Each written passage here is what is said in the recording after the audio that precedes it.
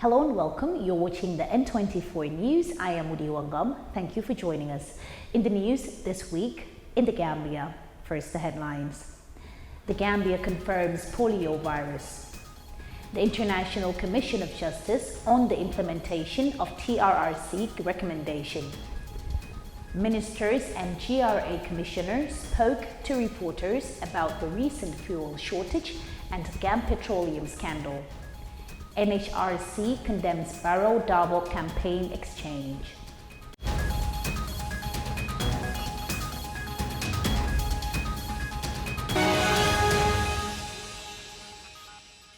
And now the news in detail. The Gambia confirms polio virus. On Monday, the Ministry of Health, together with the polio campaign, held a press briefing in Kotu addressing polio virus, which has been confirmed in the country. More in this report. Polio is a highly contagious disease transmitted from person to person, causing paralysis and extreme cases, death of affected children. UNICEF representative said an outbreak like this usually occurs in areas that are difficult to reach with routine or supplementary polio vaccination for extended periods of time. Also among children with increasingly low levels of immunity. Among children with increasingly low level of immunity. An outbreak of poliovirus type 2 in the Gambia does not come as a surprise, since polio outbreak was earlier reported in the neighboring countries of Senegal. She added that the only way to stop the transmission is through vaccination using oral polio vaccine.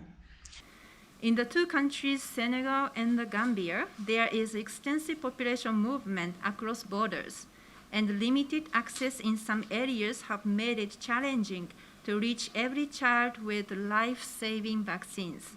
World Health Organization representatives said the symptoms for polio are fever, fatigue, headache, vomiting, stiffness of the neck, and pain in the limbs. And pains in the limbs. About 0.5% of those infected lead to irreversible flaccid paralysis, usually in the limbs. Among those paralyzed, about 5 to 10% of them will die when their breathing muscles are involved. The muscles become immobilized and the patient dies. The information we got in African region revealed that about 70% of those paralyzed children, we have them in 2020, and about 500 this year in about 27 countries due to the polio virus. The last polio case Gambia detected was in 1986, and the country was certified as polio-free in 2004. Over the years, the country has achieved and sustained high polio vaccination coverage. In 2021, January to September polio third coverage is 64%, its commitment to the global polio eradication goal. Reporting for N24, I am Alimatu Juf. The International Commission of Justice, in partnership with other institutions, briefed the public on the implementation of the TRRC's recommendations on prosecutions. It could be recalled that the TRRC report, which was to be submitted to the Gambian government months back, is still on hold. Victims from the 22 years of ex-President Jammeh's rule demand justice. More in this report. The event was attended by national experts, victims, and international presenters from South Africa, Nigeria, Liberia, and the US. Speaking at the event, Saliu Tal, President, Gambia Bar Association, outlined the kind of accountability mechanisms that the Gambia needs and also calls for a hybrid system. The victim, once the victim centered, the victim are at the center, first and foremost. So whatever mechanism you have must first and foremost take the victim box. It must be victim centered. Number two, it must have local ownership. To have legitimacy, it must be locally owned, driven. Because if it's not locally owned and driven, one, it will not be legitimate, two, it will not be sustainable. So it's very, very critical for whatever system you have to have local ownership, to have so that you can have legitimacy, so we can own, drive, and sustain it. Since we're talking about accountability, we must bring about justice. So these are the three principles I think should underpin any accountability mechanism we should have post-ARC. Now, bringing back the question. Ideally, if our court systems are able to achieve this, then we'll be having the discussion. Tiawan Gonglo, president of Liberia National Bar Association and a victim of brutality in Liberia, said people should get rid of the idea of telling victims to forgive and forget and take victims into consideration. This idea of let bygones be bygones, let's forget, even as enlightened as I am, I have not forgotten what happened to me. And nobody has the authority to tell me to forget. That's not your business. It didn't happen to you, it happened to me. We have to take victims into consideration at all times. What happens? Forgiveness is something that should be exclusively reserved for the victims. It's the question of political will, and we should not expect political will to come by itself. We victims, we people of Gambia and Liberia should demand political will by different actions. Ayusa Jammeh, Program Officer, Gambia Center for Victims of Human Rights Violations and a victim of Jammeh's regime, said her view of what justice means to them as victims. Justice really means that to see people who bear the highest responsibilities of the crimes to be prosecuted. It's not just about reparations to be paid to victims, because what can that reparation do? It cannot bring your loved one back. And for me, if we really mean the rule of law that we always say in our conversations, I think we really need to make sure the prosecutions are attainable when the TRRC's recommendations are out. Emmanuel Diouf, Chairperson, National Human Rights Commission, said the report of the TRRC will be out very soon, and when it's out, it will position the National Human Rights Commission in monitoring its implementation. When these recommendations, we are hoping that the recommendations will be, the report will be out very soon. Part of our mandate is to assist the government in formulating appropriate policies to guarantee human rights. Strategic plan, which we have just concluded and validated, 2021 to 2025, the TRRC is in two of our strategic objectives, strategic objective 1 and 5. It speaks to the National Human Rights Commission playing a pivotal role in monitoring the implementation of the TRRC. I am hoping, and I think I can say with a degree of confidence, that the TRRC report, when it's out, will further position the National Human Rights Commission in the center of monitoring its implementation. The TRRC, upon the completion of its mandate, made a report on its recommendations, and it will be left to the current government or the government to come after December 4th election to implement them. Victims are calling for Jammeh's extradition from Equatorial Guinea to face justice for crimes committed during his 22 years of leadership. At the time the crimes were committed, laws were not made on them in the 1997 Constitution, and for the recommendations to be implemented, there must be a law to back it up. Reporting for N24 TV News, I am Ami Fadera. The NHRC is extremely concerned about the statements uttered by President Adama Barrow at his recent political campaign in Farafenni, where he seemingly took pride in the use of tear gas by the paramilitary unit of the Gambia Police Force to forcefully disperse a protest of the 3 years Judna movement. In that same vein, the NHRC is equally perturbed by the remarks of Mr. Ousainou Darboe, the UDP leader and presidential aspirant, to the president's reference to him as the CEO of the 3 years Judna movement by threatening to destroy the president. Such statements by political leaders have the potential to threaten the peace and stability of the country, as well as instigate violation of the rights to freedom of expression, association, peaceful assembly, and political participation as guaranteed by the 1997 Constitution of the Republic of the Gambia and other regional and international human rights instruments ratified by the Gambia. More in this report with Sukay Jarjasi. Ministers and GRA commissioners spoke to reporters about the recent fuel shortage and Gam petroleum scandal. The Gambian government, under the Ministry of Petroleum, Trade and Energy, released a statement as to why there was scarcity of fuel in the Gambia. The team said the minister is still under investigation to determine the cause of the shortage. They discussed with Gam Petroleum Management, PIRA Management, and the relevant stakeholders. Speaking at the event, Sidi Keita, Minister for Trade, Industry and Regional Integration, read a press statement on the fuel shortage that happened in the country.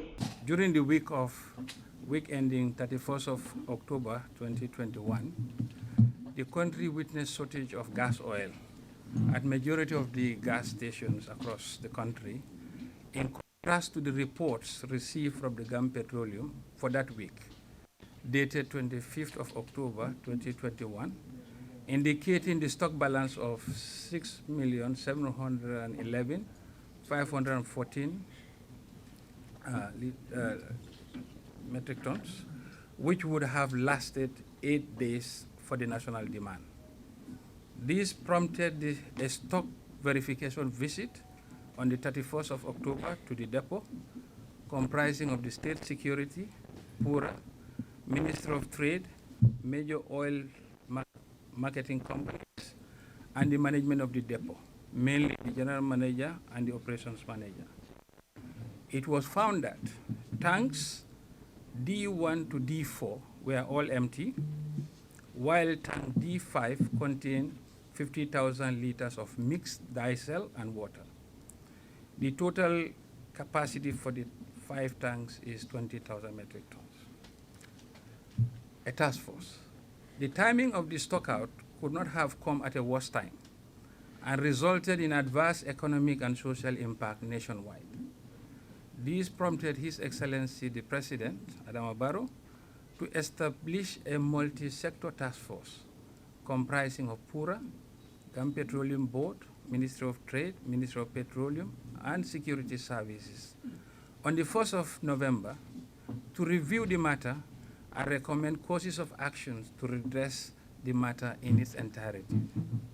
The task force began work immediately with the major oil marketing companies, namely OMCs, to find a solution to restore supply in order to ensure fuel availability. This involved the lifting of fuel from Senegal to the Gambia overland in order to address the fuel shortage. In this regard, we extend our gratitude to the presidents of the two countries and the customs authorities thereof, who assisted in expeditiously dispatching the oil tankers. This stopgap measure reduced the shortage a bit, while the GNPC, Gambian National Petroleum Corporation, through the support of the Petroleum Ministry, work hard to place order that will meet national demand for the short to medium term. Investigations. The team commenced investigations to determine the cause of the shortage. These took the form of discussions with the Gam Petroleum Management, PURA Management, and the relevant stakeholders. Gam Petroleum Management have not provided any credible documentary evidence to explain the shortage. And as a result, this prompted a visit to the depot in order to review the information in their IT systems and understand better the situation. It was found that the software acquired to manage the depot operation is not being used, and rather the depot operations were maintained on Excel file. Also, management did not have a single account for each trader or OMC, but transactions were maintained in Excel sheets according to vessels that delivered the fuel stock. Transaction files were, the hard copy of the transaction files were locked in the GM office, General Manager's office. This prompted the task force to use circularization, which is to write to the OMCs and traders to request their details of transactions with the GAM Petroleum Depot.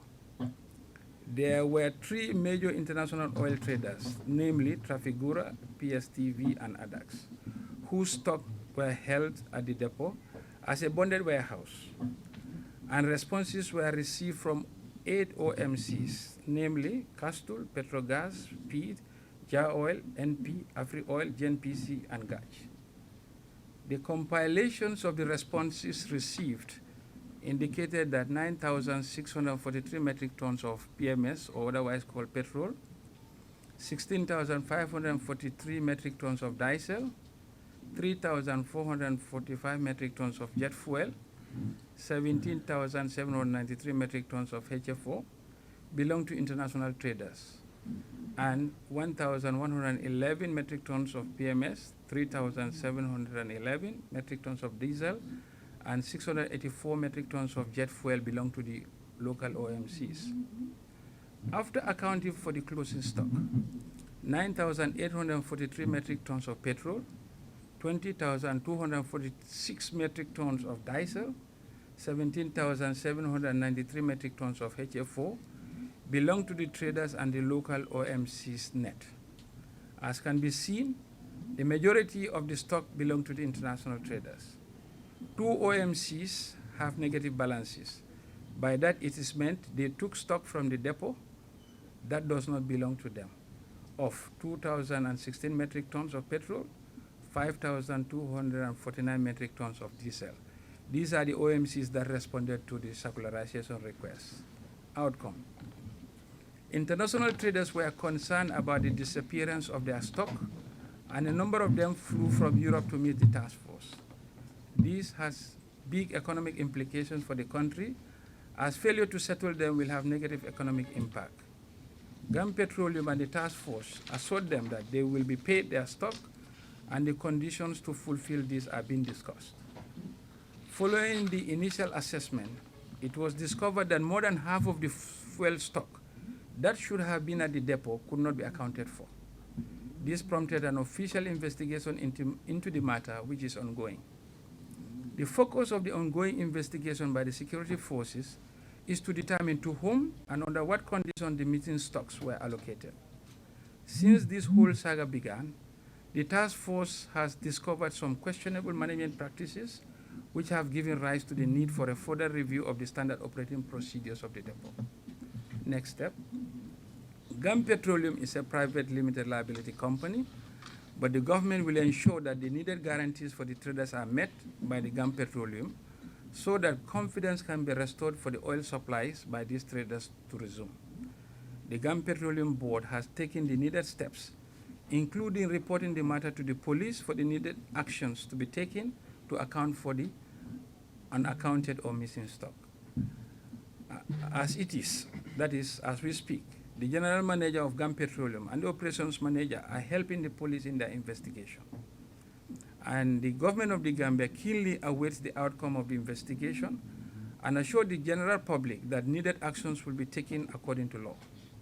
The public is hereby assured that all measures will be taken to ensure smooth and uninterrupted supply of petroleum products. Fafa Sanyang, Minister for Petroleum and Energy, told journalists the lessons they learned from the recent corruption scandal and what step they will take regarding the issue. Since land here, we, as the Honorable Minister rightly said, we just have a situation that never arrived before. Well, not this time around. Maybe it happened maybe in the past, somewhat. But what we've learned is that there's a GAM Petrol, a private sector activity, and there is a shortage. And of course, there may be more depots in the near future. So definitely, we have to lesson learned is to have to look at our policy mechanisms to see how we make sure that this. So whatever is a lesson we are learning from. To see, I'm talking from the policy perspective from the Minister of Petroleum. We use it to strengthen our regulatory mechanism and a policy mechanism to see that these things don't happen again. But definitely, in industry like this thing, is a lot of things happen once in a while. Definitely happens many times in many places also. But then for us, we are taking this as an opportunity to use every step or every investigation that happens, the result of that, to make sure that we also use it to strengthen our policy and regulatory mechanism. On what to do next, the ministry also said GAM Petroleum is a private limited liability company, but the government will ensure that the needed guarantees for the traders are met by GAM Petroleum so that confidence can be restored for oil supplies by these traders to resume. The ministers present refused to answer some questions asked by journalists. Reporting for N24 TV News, I am Ami Fadera. There you have it for this bulletin of the news. Join us next time. You're watching N24 and I am Mudiwa Ngom.